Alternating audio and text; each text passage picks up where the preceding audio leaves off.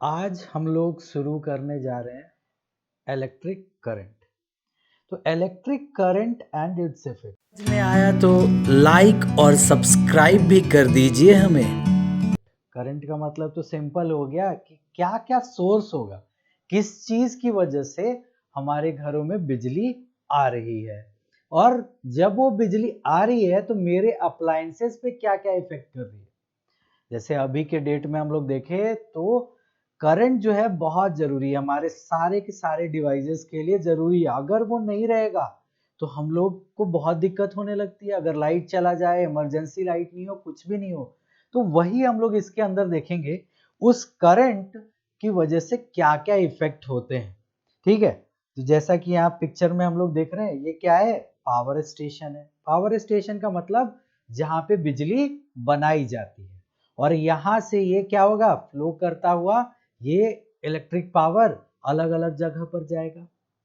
और ये तो एक पावर स्टेशन देख रहे हैं, इसके अलावा जो हम लोग और भी सोर्स होता है जिसके कारण बिजली जो है वो बनाई जाती है, प्रोड्यूस की जाती है। तो ये देख रहे हैं हम लोग, सोलर पैनल लगा हुआ है, जिससे भी एक सोर्स बन सकता है। ये विंड मिल है, जिससे भी होगा। और बैटरी तो हम लोग देखते ही है, जो कि हमारे फोन में लगा हुआ है, ठीक है, क्लॉक्स में लगा हुआ है, अलग अलग जगह पे लगा हुआ है। जब से ये जो बल्ब का आविष्कार हुआ है, बल्ब का आविष्कार किसने किया था? थॉमस एल्वा एडिशन ने। जब से उन्होंने ये आविष्कार किया है बल्ब का, तब से बिजली के नए नए अप्लायंसेस, बहुत सारी डिस्कवरी हुई है, जिससे हम लोगों का पावर कंजम्पशन बढ़ता चला जा रहा है। तो चलिए हम लोग शुरू ही करते हैं सोर्स ऑफ इलेक्ट्रिसिटी से। आखिर ये जो इलेक्ट्रिसिटी है वो कैसे हम तक पहुंचता है, क्या क्या तरीका है बनाने का। तो हम लोग पहले कंसीडर कर लेते हैं यहाँ पे थर्मल पावर स्टेशन को। थर्मल पावर स्टेशन जो है, इसके अंदर जो है जो कोयला होता है, ठीक है, इसको बर्न करके उसका जो हीट है, उस हीट को इलेक्ट्रिक करंट में कन्वर्ट किया जाता है, और वो हमारे घर तक पहुंचाया जाता है। फिर दूसरा जो हम लोग देख रहे हैं वो है atomic power station. Atomic power station क्या है? तो ये जो एटॉमिक पावर स्टेशन है, यहाँ पे जो कई सारा एलिमेंट्स होता है, ठीक है, जिससे कि न्यूक्लियर एलिमेंट्स बोलते हैं उसको, वो क्या होगा, वो एक रेडिएशन छोड़ता है, तो उससे भी करंट जो है जनरेट किया जाता है। तो वो भी एक सोर्स है किसका? इलेक्ट्रिसिटी का, इलेक्ट्रिसिटी को पैदा करने का। इसके अलावा विंड भी सोर्स है। विंड जो हम लोग हवा देख रहे हैं, ये भी अगर तेज चले और इन पंखों पर, ये विंड मिल पे जाके टकराएगा, और इसके पीछे जो है एक टरबाइन लगा हुआ है, और उसके बाद यही विंड जो है कन्वर्ट होगा इलेक्ट्रिकल एनर्जी में, और ये सप्लाई होगा घरों में। फिर और क्या है? Solar cells. तो इस तरह का सोलर पैनल लगा होता है, कई सारा बैटरी लगा हुआ है, और जो सन का एनर्जी है उसको कैच करेगा, ठीक है।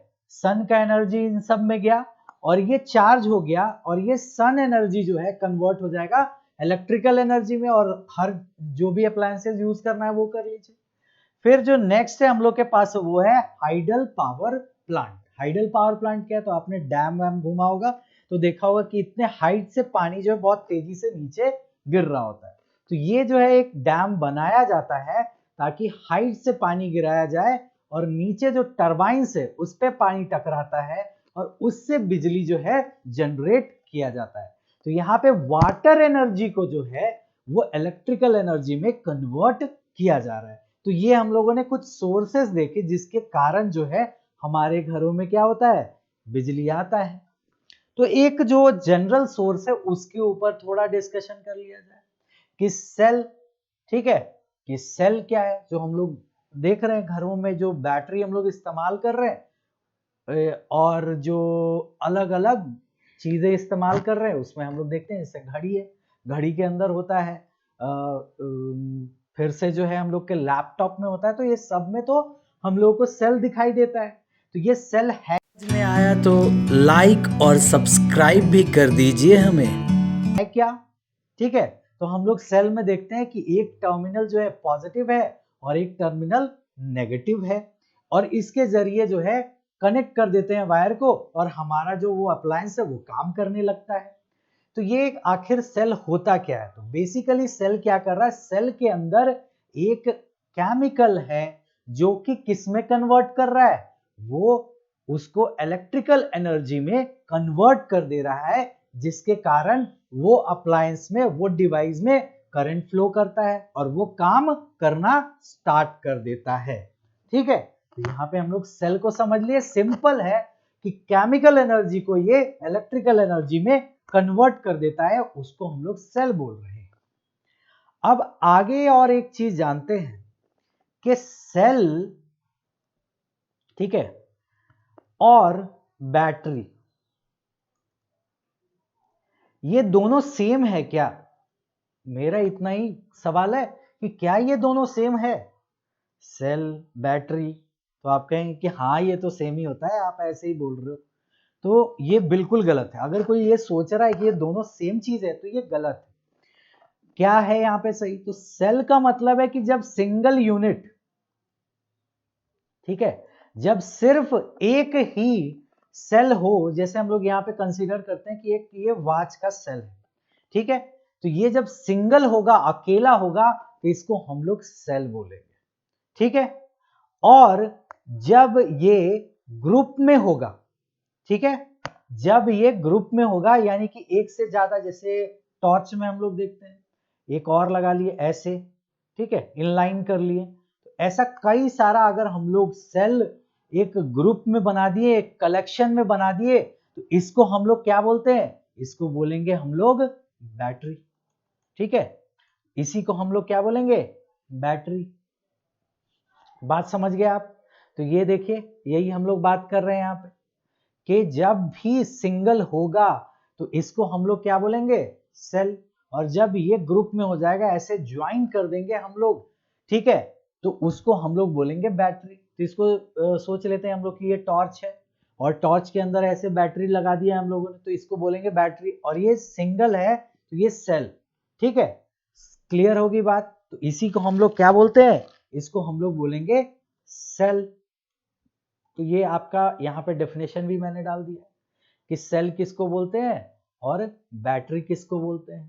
तो ये देखिए, सेल का मतलब क्या हो गया? जो सिंगल यूनिट हो, और बाकी तो हम लोग पहले से जानते हैं कि केमिकल से इलेक्ट्रिकल में होता है, बस एक लाइन जोड़ना है कि सिंगल यूनिट जो कन्वर्ट करेगा केमिकल एनर्जी को इलेक्ट्रिकल एनर्जी में, उसे ही हम लोग बोलेंगे सेल।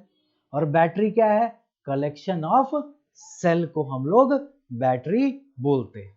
तो अभी तक जो है हम लोग देखे कि सेल क्या होता है और बैटरी क्या होता है। अब हम लोग जो है ये भी जान ले कि क्या सेल का भी टाइप होता है। तो हाँ बिल्कुल, सेल का भी टाइप होता है। तो इसको दो पार्ट में हम लोग यहाँ पे डिवाइड कर रहे हैं, एक और दो। तो पहला क्या है? पहला हम लोग का है प्राइमरी सेल, ठीक है, और दूसरा क्या है? Secondary sale. तो ये जो प्राइमरी सेल है, इसको प्राइमरी क्यों बोल रहे हैं? प्राइमरी मतलब इंपॉर्टेंट। तो ये जो है क्या हो गया? इसको हम लोग एक बार ही यूज कर सकते हैं, ठीक है, कि एक बार ही यूज करेंगे, दोबारा इसको इस्तेमाल नहीं कर सकते, तो उसको हम लोग बोलेंगे प्राइमरी। सेकेंडरी का मतलब क्या है? किसको बार बार, अगेन एंड अगेन इसका इस्तेमाल हम लोग कर सकते हैं, तो उसको हम लोग बोलेंगे सेकेंडरी सेल, ठीक है। ये आपके सामने है, ठीक है। हम लोगों ने बात करी कि प्राइमरी सेल का मतलब क्या हुआ? जिसको हम लोग बार बार यूज करेंगे, यूज अगेन एंड अगेन, तो उसको हम लोग क्या बोलेंगे? जिसको बार बार इस्तेमाल करेंगे उससे क्या बोलेंगे? Secondary sale. और जिसको सिर्फ एक बार इस्तेमाल किया जा सके उसे हम लोग बोलेंगे प्राइमरी सेल। तो ये हम लोग को अपने दिमाग में रख लेना है, ठीक है। तो इसी में हम लोगों ने यहाँ पे एक कंपैरिजन देख लिया है किस तरीके का है कि प्राइमरी सेल क्या होता है, नहीं होता है, विद एग्जांपल। यहाँ पे आप इसको एक बार देख लें कि हाँ किसको हम लोग प्राइमरी बोल रहे हैं, किसको सेकेंडरी बोल रहे हैं।